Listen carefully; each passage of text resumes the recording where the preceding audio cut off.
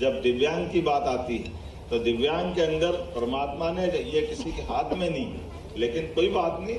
लेकिन एक अच्छी बात है कि जब परमात्मा कोई एक गुण कम करता है तो उससे कई ज्यादा गुण बढ़ा देता है।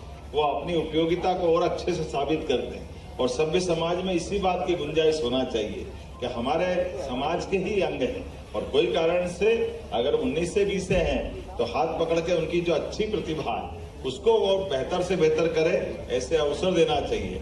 इसी अवसरों के आधार पर हमने अपनी सरकार में 2% आरक्षण और बढ़ाया कि हाँ, हमारे पास समाज के अंदर इसी कारण से कोई कमी है तो उस कमी को और बेहतर तरीके से उनकी उपस्थिति दर्ज कर देगी।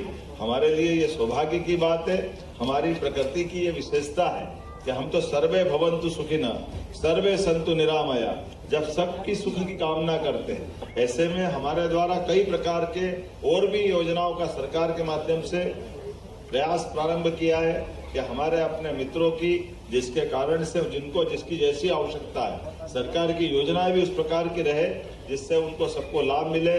उसमें विवाह सहायता, उनको अपने अलग से शासकीय अनुदान की या छात्रवृत्ति की या अलग अलग प्रकार की, ये जैसे हमारे छोटी सी मदद करने में से उनकी जिंदगी में एकदम बदलाव आ जाता कि जो मोटर बाइक वाली व्हीकल की या बाकी प्रकार की चीजों के यंत्रों की। इसलिए नारायण सिंह जी, आपके मंत्रालय के माध्यम से जो चाहिए सरकार सब देना चाहेगी।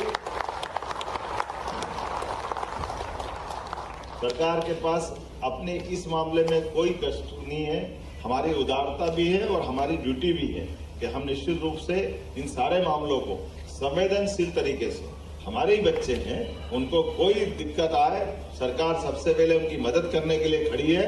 और इस प्रकार के सरकार की सेवाओं में लेकर भी सरकार गौरवान्वित होती है। मैं एक बार फिर सभी बच्चों को बधाई देता हूं। बहुत बहुत धन्यवाद। भारत माता की जय।